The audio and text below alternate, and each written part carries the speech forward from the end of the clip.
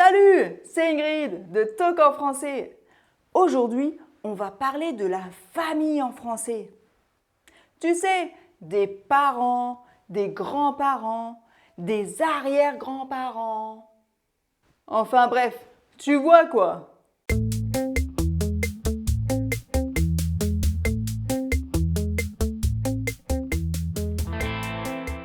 Maintenant, il y a des grandes et des petites familles.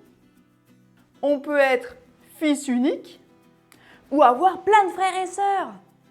Au fait, tu peux me rendre un petit service et écrire le nombre de frères et sœurs que tu as dans les commentaires sous cette vidéo. Je suis curieuse de savoir combien de membres de la famille on va avoir en tout.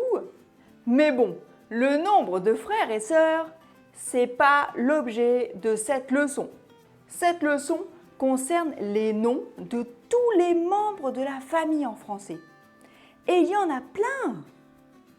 Alors, on va déjà commencer cette leçon par un point de culture française. Ensuite, on suivra la conversation entre deux Français qui parlent de la famille. Et enfin, on verra ensemble tout le vocabulaire qui concerne la famille. Et on expliquera les expressions utilisées dans le dialogue. T'es prêt? C'est parti!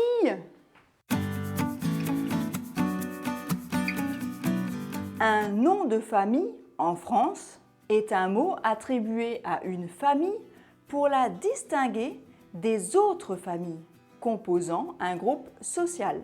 L'enfant portant le nom de son père aura un patronyme, tandis que l'enfant portant le nom de sa mère aura un matronyme.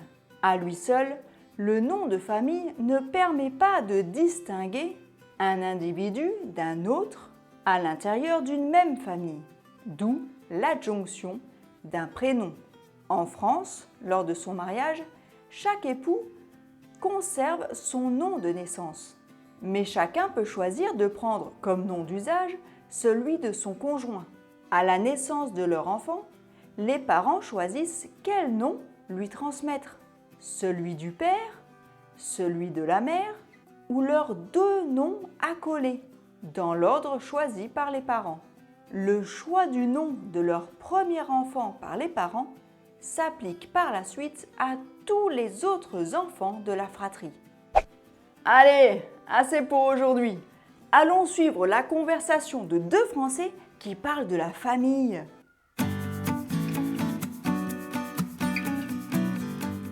Je suis impatiente d'être dimanche.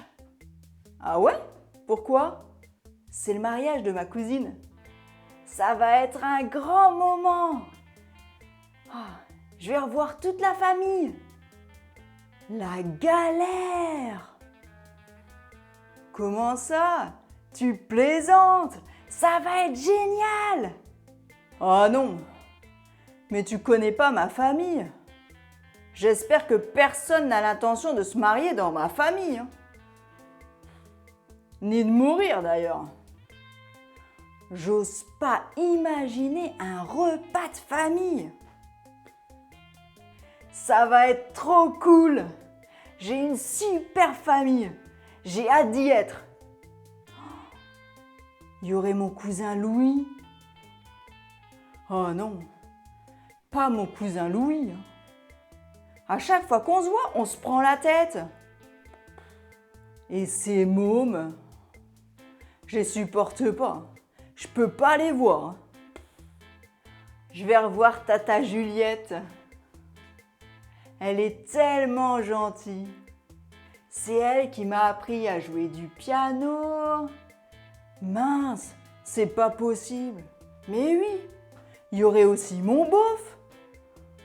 Alors lui, c'est pas un cadeau. Il est toujours en train de faire des farces pas drôles du tout. La dernière fois, il m'a retiré la chaise quand j'allais m'asseoir.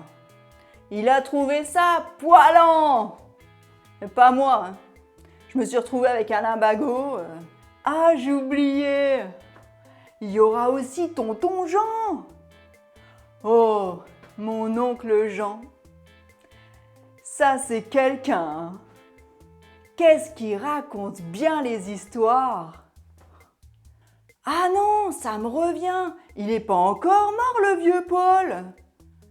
Alors lui, c'est le frangin de Mémé. Il serait là aussi, hein. C'est obligé. Mais j'y pense, tu seras là dimanche. Comment ça? Allez, arrête ton cinéma. Tu vois de quoi je parle? Ben non, je vois pas, non. Ben, ma cousine, elle se marie avec ton cousin. Toute ta famille est invitée. On va être de la même famille. Tu te rends compte? Ouais. Alors, je sais pas si tu as réussi à tout comprendre dans la conversation entre Adeline et Lucie. Parce qu'il y avait quelques expressions un peu bizarres. On va y revenir dans un moment. Mais avant, comment parler de la famille en français? Déjà, la famille proche. Un couple, c'est un mari et une femme. Un mari, une femme. Lorsqu'ils ont des enfants, ils deviennent parents, les parents. Il y a le père, le papa, et la mère, la maman. Les enfants, un fils, une fille. Ils sont frères et sœurs. Un frère, une sœur.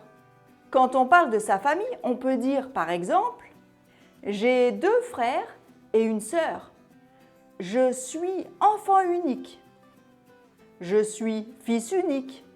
Ou je suis fille unique. » Ça signifie « Je n'ai pas de frères et sœurs. » Si tu es marié, les parents de ton conjoint sont tes beaux-parents. Les beaux-parents.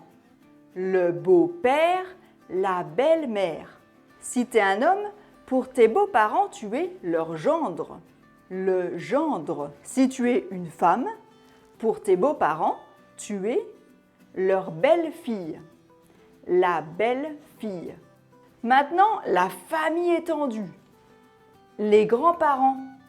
Ce sont les parents de tes parents. Il y a le grand-père, le papy, et la grand-mère, la mamie. Les grands-parents ont des petits-enfants. Les petits-enfants. Un petit-fils, une petite-fille. Si ton frère se marie, sa femme sera ta belle-sœur. La belle-sœur. Si ta sœur se marie, son mari sera ton beau-frère. Le beau-frère. Si ta sœur ou ton frère a des enfants, les enfants seront tes neveux. Les neveux. Un neveu, une nièce.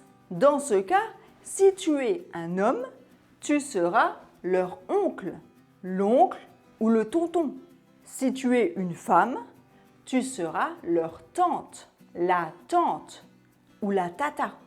Tes enfants et les enfants de ton frère ou de ta sœur sont des cousins, les cousins. Un cousin, une cousine. Maintenant, on va voir quelques mots familiers que tu as peut-être déjà entendus. C'est parti. Les vieux, pour dire les parents. La rhum, pour dire la mère, la maman. La mémé, pour dire la grand-mère, la mamie. Le pépé, pour dire le grand-père, le papy. Le beauf, pour dire le beau-frère. Le mec, le Jules, pour dire le mari. La gonzesse, la nana, la meuf, pour dire la femme. Le gamin, le fiston, pour dire le fils. La gamine, pour parler de la fille. Le frangin, le frérot, pour dire le frère. La frangine, pour parler de la sœur. Les gamins, les gosses, les mômes, pour dire les enfants. Alors, les mots et expressions du dialogue. Je suis impatiente. Ça veut dire je peux plus patienter, je peux plus attendre. La galère. C'est du langage familier pour dire que c'est une situation difficile, pénible. Tu plaisantes. Faire ou dire quelque chose qu'on ne prend pas au sérieux. C'est pas vrai. T'es pas sérieux. C'est une blague. Ça, c'est du langage familier. Se prendre la tête. Se prendre la tête avec quelqu'un. C'est une expression pour dire s'énerver ou encore se disputer. Ne pas pouvoir voir quelqu'un ou quelque chose. C'est une expression familière pour dire ne pas pouvoir le supporter. Je peux pas les voir. Je peux pas les supporter. Poilant. C'est du langage populaire. C'est dire que c'est très drôle. C'est poilant. Arrête ton cinéma. Du cinéma. C'est du langage familier pour dire c'est une simulation, du bluff. Je le crois pas. Tu te rends compte? Vous vous rendez compte? C'est une expression familière qui souligne l'importance, l'intérêt d'un fait. C'est incroyable! Tu te rends compte? J'espère que tu as aimé cette leçon. Sinon, en parlant de famille, j'ai un mari et 2 enfants. Et toi? Parle-moi de ta famille dans les commentaires. N'oublie pas de t'abonner à ma chaîne YouTube. Et si tu veux parler français couramment, inscris-toi à mon cours gratuit. 3 étapes pour parler français comme un natif. Salut!